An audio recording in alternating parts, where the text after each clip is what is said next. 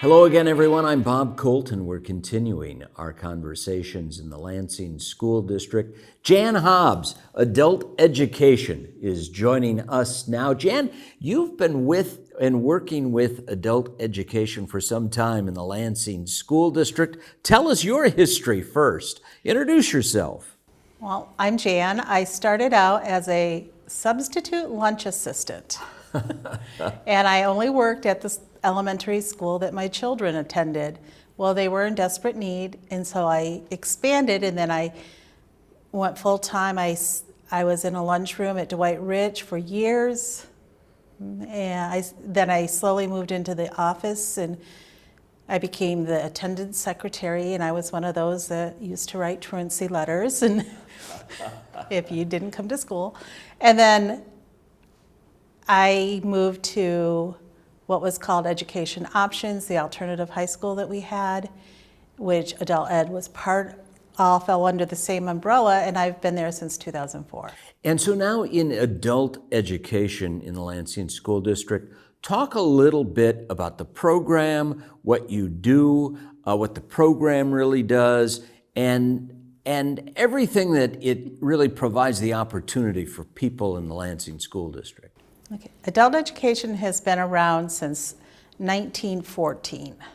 So we have made many transformations. Currently, we offer English as second language classes. We offer 6 levels in 2 classrooms.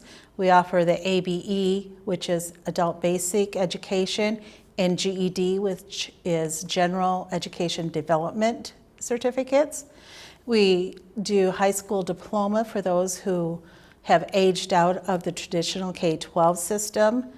And we have a partnership with the Ingham County Correctional Center in Mason, which we've had for over 50 years, and we do GED and out there. So when you say aged out, what does that really mean? Well, a student can be in a K-12 setting until they're 20 years of age.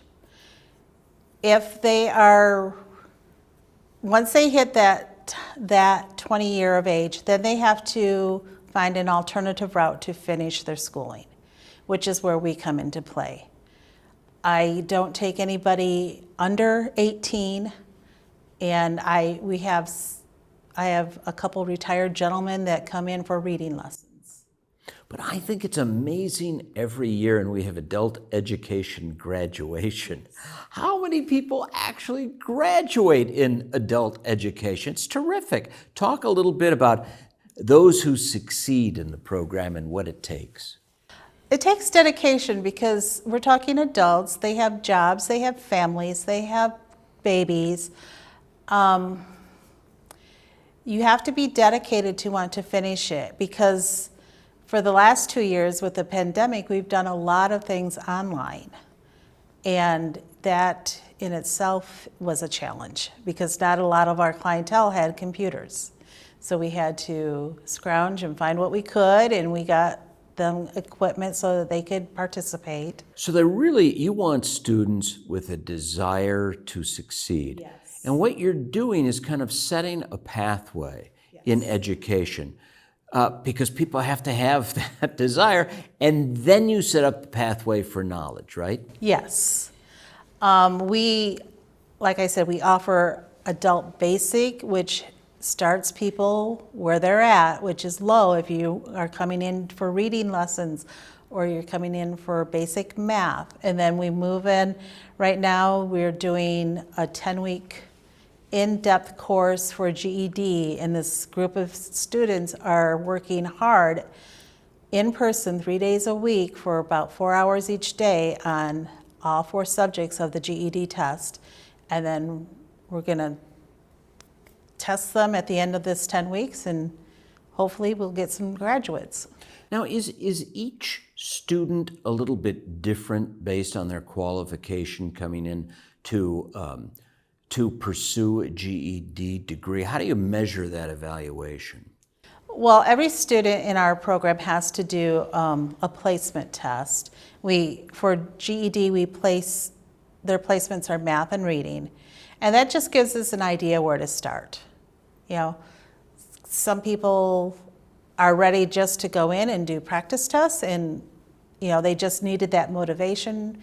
Some people need the remedial and need the help to fill in the gaps that they missed during regular K-12 education. And so students who didn't make it, maybe dropped out and want to come back, they're older and they pursue an adult education, would qualify for the adult education program. Who else? Maybe some English language learners would come in. Who else might be part of the program? That's That's most pretty of much- it. Yeah, that's it, boy. we have our English speaking students who are non-English speaking students who come from every country. Right now we have a large influx of Hispanic and Latinos, and then we have every country. We have Afghan, we have Kurdish, Kazakhstan. So they all come, and they all have varying degrees of education in their own country. Their goal is to be able to learn the English to survive in a daily basis, to be able to call the doctor, to be able to go to the grocery store and interact with the clerks. You know, we're working on life skill English. And so you had mentioned the Hispanic community who might come in and pursue a GED. Most recently, the Afghan families. And they might have students in school, but they might want to pursue a degree through the adult education. We encourage those non-native speakers to start in the English classes to build their comprehension skills so that then they can be successful when they go to GED prep. And so what do they have to do that? They might learn English from their children at home, right? Because they're involved in the system, but what do they have to do? Well, every day they come into class and Miss Anna and Mr. Collin have full lessons. We use computer programming, we use one-on-one, we use team.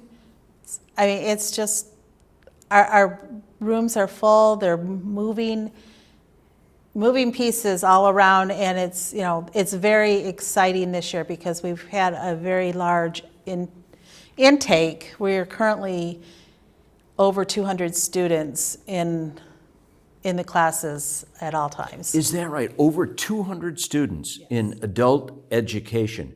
And do you find that we have a lot of international people seeking an adult education degree, or is it kind of mixed? Do you have a lot of people? I would imagine that a lot of people who might be native to the United States have so many things going on. Pursuing an adult education in later years is a hard decision to make.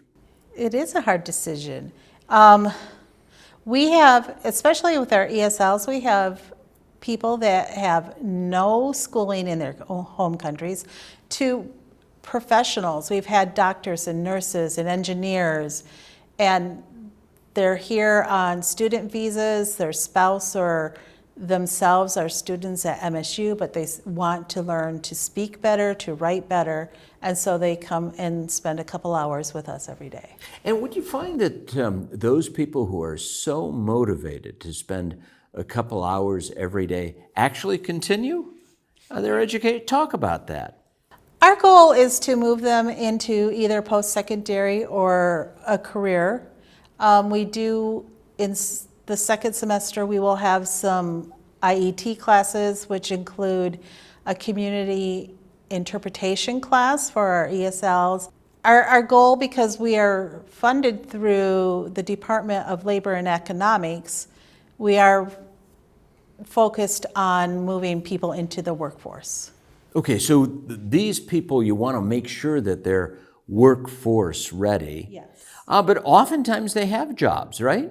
Yeah, we have a lot of people who have jobs. And so if they come in with a job, then our goal is to perhaps get a raise, to a better position, get the courage to apply to some other jobs instead of, a lot of our ESL students work at Meyer Warehouse. Is that right? So that's a good starting place, but warehouse work is hard and they get tired of it after a while and they want something, we all want something different. And so. Yeah, and I would imagine that in their adult education pursuit, there are just a lot of skills that you need to do a job like that.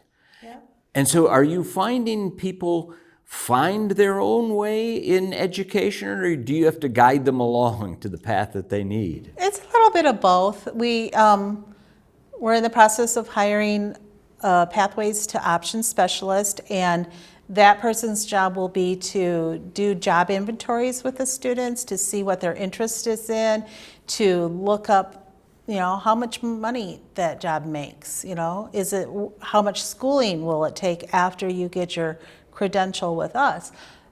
So, and then there are some people who just come for the social because they don't have a lot of friends outside, but they made friends in the class, and so they come to spend time with their friends and learn to speak. Isn't that great? I mean, adult education actually becomes a social opportunity for people to meet each other, and as they pursue a degree or the opportunity to, make sure that they're prepared or workforce ready, they are meeting other people and creating friendships.